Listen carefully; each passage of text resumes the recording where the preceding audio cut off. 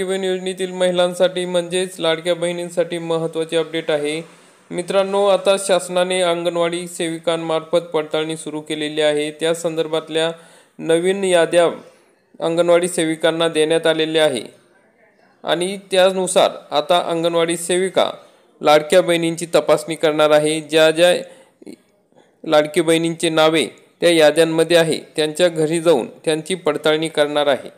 तर मग त्या संदर्भात शासनाने परिपत्रक टाकलेले आहे। अंगणवाडी सेविकांना तसे आदेश दिलेले आहे।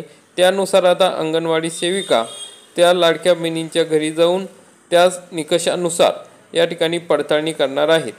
तर मग लाडक्या बहिणींची कोणत्या निकषानुसार या ठिकाणी पडताळणी होणार आहे आणि त्यामुळे कोणत्या लाडक्या बहिणींचा या ठिकाणी लाभ बंद होणार आहे याविषयी सविस्तरपणे माहिती आपण आजच्या या व्हिडिओमध्ये बघणार आहोत। तरी मित्रांनो, हा व्हिडिओ शेवटपर्यंत बघा। चॅनलवरती नवीन असाल तर चॅनलला सबस्क्राईब करा, बेल आयकॉनला क्लिक करा।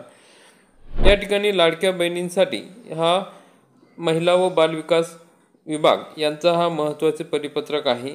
त्यामध्ये सांगितलेले आहे की एकात्मिक बाल विकास प्रकल्प अधिकारी सर्व तालुके, एकात्मिक बाल विकास प्रकल्प अधिकारी सर्व ग्रामीण तालुके, वरचं नागरी तालुके।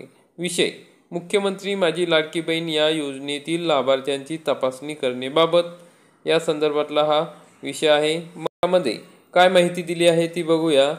तर वरील विषयान्वये सादर करण्यात येते की राज्यातील महिलांच्या आर्थिक स्वातंत्र्यासाठी त्यांच्या आरोग्य आणि पोषणामध्ये सुधारणा करणे आणि कुटुंबातील त्यांची निर्णायक भूमिका मजबूत करण्यासाठी महाराष्ट्र राज्याची मुख्यमंत्री माझी लाडकी बहीण योजना सुरू करण्यात आली।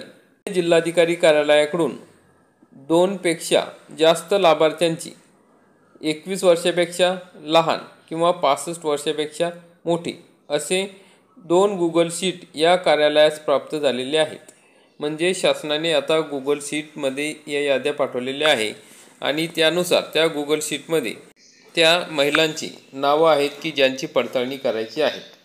तर मग ती पडताळणी कुठल्या गोष्टीनुसार होणार आहे? तर 2 पेक्षा जास्त लाभार्थ्यांची नावे, म्हणजे एका कुटुंबातील 2 पेक्षा जास्त लाभार्थ्यांची नावे असतील त्या लाभार्थी महिलांची नावं त्या यादीमध्ये आहेत।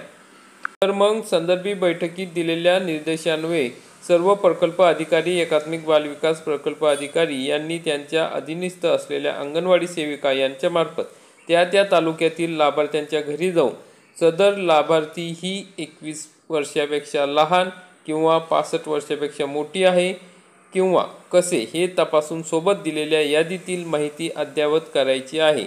मग त्या ठिकाणी अंगणवाडी सेविका त्यांच्या घरी जाऊन त्यांची कागदपत्र तपासून त्या ठिकाणी ती महिला 21 वर्षापेक्षा लहान आहे का किंवा 65 वर्षापेक्षा मोठी आहे का हे तपासणार आहे। तसेच एका कुटुंबात 2 पेक्षा जास्त लाभार्थी आहेत किंवा कसे हे तपासून लाभार्थी पात्र अपात्र आहे याबाबत सोबत दिलेल्या यादीत माहिती अद्ययावत करायची आहे। म्हणजे मित्रांनो, आता जी गुगल शीट दिलेली आहे त्यानुसारच म्हणजे मोबाईलवरच या ठिकाणी पात्र अपात्र या ठिकाणी लिहिल्या जाणार आहे। मग एका कुटुंबात जर 2 पेक्षा जास्त विवाहित स्त्रिया लाभ घेत असतील तर त्या ठिकाणी त्या अपात्र राहणार आहे। त्यापैकी एकच या ठिकाणी पात्र करण्यात येणार आहे आणि त्या संदर्भात आता कुटुंबाने निर्णय द्यायचा आहे की कोणत्या लाडक्या बहिणीचा लाभ चालू ठेवायचा आहे। ही यादी जी आहे ती 8 दिवसाच्या आत पूर्ण करून कार्यालयात सादर करायची आहे। तर अशा पद्धतीने महत्त्वाची माहिती या ठिकाणी अंगणवाडी सेविकांना दिलेली आहे। ज्या नवीन याद्या आल्या आहेत त्या नवीन याद्यातील लाडक्या बहिणींच्या घरी जाऊन अंगणवाडी सेविका तपासणी करणार आहेत आणि त्या पात्र आहेत किंवा अपात्र आहेत त्यांची कागदपत्राची तपासणी करून ते ठरवणार आहे आणि तसा अहवाल शासनाला पाठवणार आहे। त्यानुसार आता लाडक्या बहिणींचा लाभ बंद होणार की चालू राहणार तर त्या यादीतील पात्र अपात्रतेच्या निकषावरून ठरणार आहे। तर अशा प्रकारची महत्त्वाची अपडेट होती। व्हिडिओ आवडला असेल तर व्हिडिओला लाईक करा, चॅनलला सबस्क्राईब करा। धन्यवाद। जय हिंद, जय महाराष्ट्र।